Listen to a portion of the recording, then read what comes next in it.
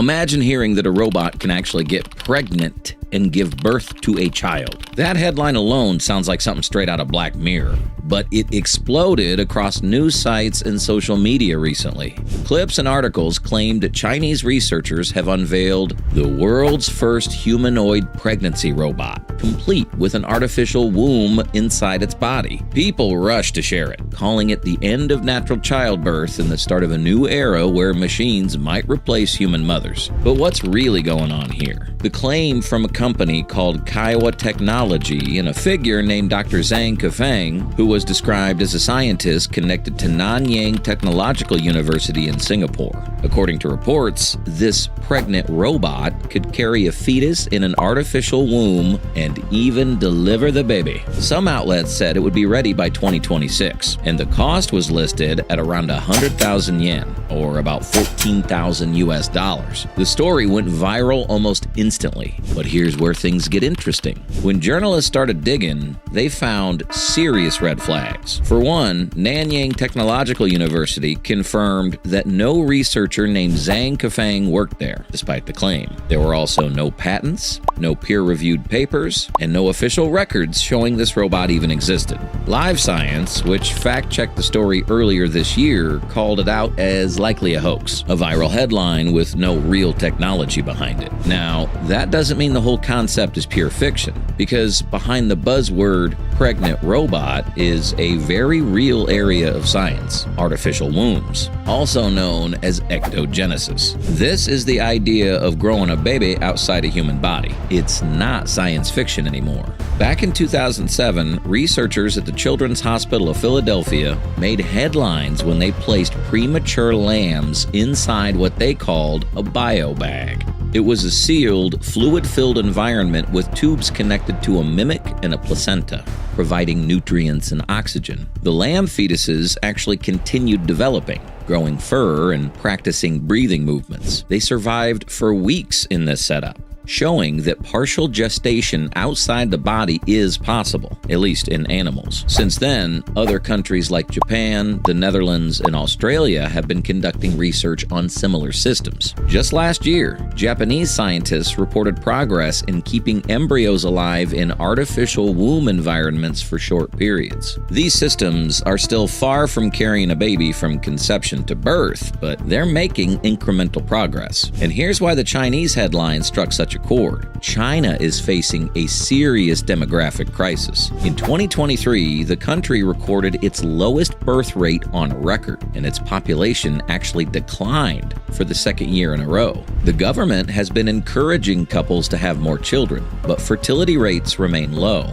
At the same time, researchers in China have filed patents for artificial womb technologies, including systems that can monitor embryos and automate growth conditions. So even though the humanoid robot pregnancy story was fake, the backdrop of declining population and heavy investment in reproductive technologies makes it feel plausible. Think about that. A viral hoax gained traction not just because it sounded shocking, but because people know the technology is inching forward. And the motivation, boosting birth rates, overcoming infertility, pushing biotech innovation, is very real. So, if there isn't actually a humanoid robot walking around with a baby bump, what's the real progress? Let's break it down. Right now, the most advanced research in artificial wombs is focused on helping premature babies survive, not replacing pregnancy altogether. Every year, around 15 million babies worldwide are born prematurely, according to the World Health Organization. For many of them, the underdeveloped lungs and organs make survival extremely difficult.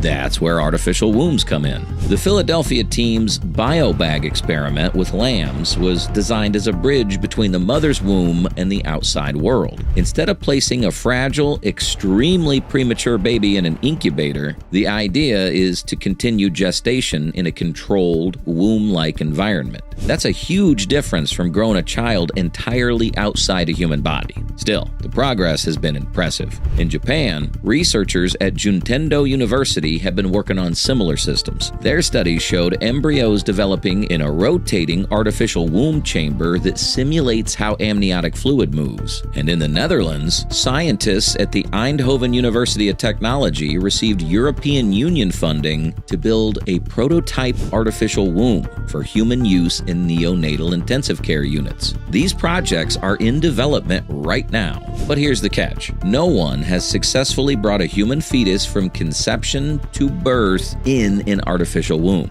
The challenges are massive. For example, the placenta isn't just a nutrient pipe. It manages hormones, immune signals, and oxygen exchange at incredibly precise levels. Recreating all of that with machines is far beyond current science. That's why experts say we're still decades away, if it's even possible. While the artificial womb side focuses on medicine, robotics has taken its own path. In Japan, humanoid robots have been tested in childcare settings. These robots can rock cribs, read stories, or even track a baby's movements with sensors. They're not pregnant robots, but they do show how automation is creeping into spaces once thought of as purely human. And in China, companies like Fourier Intelligence and Unitree are racing to build humanoids capable of lifting, carrying, and assisting with daily tasks. Earlier this year, Unitree's humanoid H1 robot made headlines when it demonstrated carrying loads of around 30 kilograms. Again, not designed for babies, but it shows the mechanical capacity is there.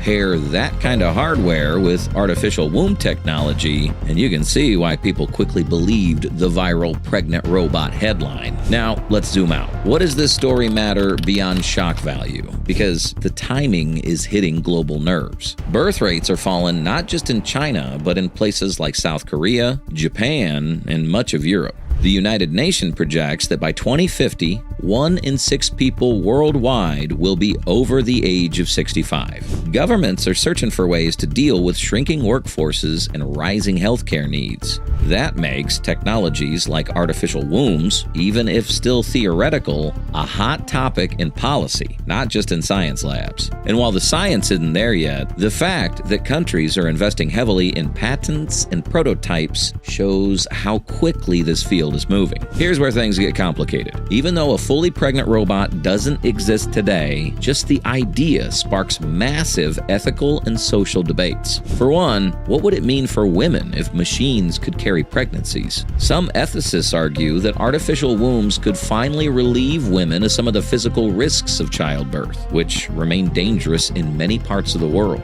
According to the World Health Organization, about 287,000 women die each year from pregnancy and childbirth-related causes. Supporters say a safe artificial womb could one day reduce that number dramatically. But there's another side. Critics warn that removing pregnancy from the human body could change how society views motherhood and family. Would parenthood become something you purchase rather than something you physically experience? Would wealthy families have an advantage, able to afford artificial wombs while others cannot? That quickly raises questions of inequality, and it doesn't stop there. Religious groups have already spoken out about the concept of ectogenesis, arguing it interferes with natural order and the sanctity of life. Some bioethicists worry about the potential for designer babies, where parents might choose not only to use artificial wombs, but also to genetically edit embryos for traits like height, intelligence, or athletic ability. The debate is already happening with technologies like CRISPR gene editing, which Chinese scientists famously used in 2018 to create the first genetically modified babies. So, even if the viral pregnant robot was fake, the world is already wrestling with very real questions about how far reproductive technology should go. Let's talk about what the future could actually look like. Experts generally break it down into 3 stages. Short term, within the next decade. Artificial wombs might enter hospitals as a way to save extremely premature infants. Instead of traditional incubators, babies born at 22 or 23 weeks could be placed in a fluid-filled environment that gives them a better chance of survival. This is the area where most scientists are focusing their efforts. Medium term. over the next 20 to 30 years. Partial gestation might be possible, where fetuses spend the first weeks in a lab-controlled womb and then are transferred to a woman's body or an incubator. It would still involve human pregnancy, but with technological assistance. Long-term, in the realm of science fiction, but not impossible. Entire gestation from conception to birth outside the human body. That could involve biobag systems, or, as the viral story imagined, humanoid robots designed to hold artificial wombs. If that ever happens, the ethical, legal, and cultural battles would be unlike anything we've seen. And that brings us back to the viral headline. The first pregnant robot is here. The truth is, it isn't. The robot in those stories doesn't exist, but the reason millions of people believed it shows just how close this feels to reality. With declining birth rates, advancing robotics, and ongoing artificial womb research, the line between science fiction and fact is getting thinner every year. So, maybe the real story isn't whether a robot can get pregnant in 2025. It's how humanity is going to handle the moment when the technology finally catches up, because that day might not be as far away as we think. If you made it this far, let us know what you think in the comment section below. For more interesting topics, make sure you watch the recommended video that you see on the screen right now. Thanks for watching.